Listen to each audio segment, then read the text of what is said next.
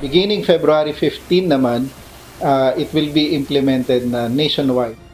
Hihigpitan pa ng pamahalaan ang pagbabantay sa presyuhan ng bigas.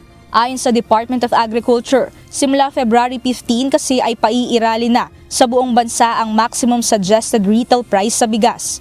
Ayon sa DA, ang unti-unting pagbaba ng taripa sa bigas mula 35% hanggang 15% na lamang ang pangunahing dahilan ng pagbaba rin ng presyo nito sa merkado.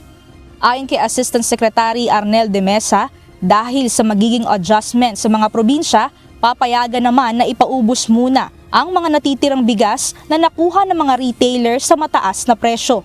We are okay with that. Kung nakuha talaga nila na mahal yun, okay lang naman yun. But definitely continuous. Regularly mag-iikot kami sa mga family.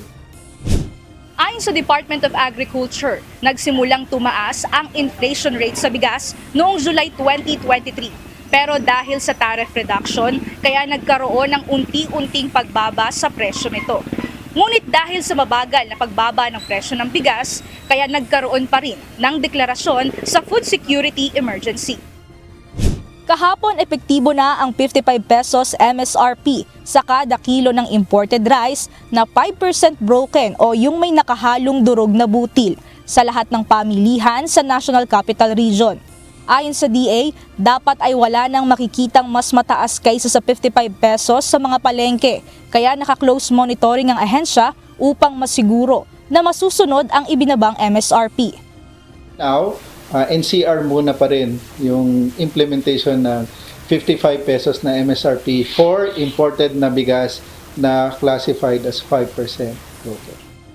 Target din ng DA na mas mapababa pa ito sa 49 pesos kada kilo hanggang sa mga susunod na linggo. Samantala sa panayam naman ng UNTV sa NFA, tiniyak ng ahensya na hindi malulugi ang mga magsasaka sa bibilhin nilang supply lalo ngayong umiiral ang food security emergency sa bansa. Ito ang tugon ng ahensya upang pawiin ang pangamba ng mga magsasaka gaya ng Federation of Free Farmers.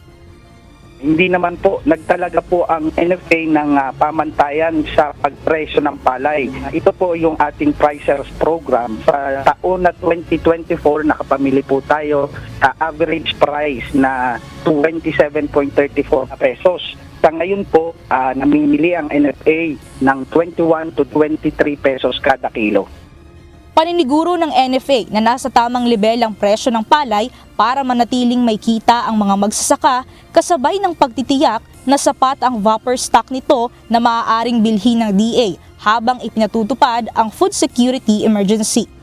Ito po ay sapat upang tugunan ang pangangailangan ng DA upang makapagbenta ng mas murang bigas na tinatayang aabot naman ng 150,000 metric ton sa loob ng 6 na buwan.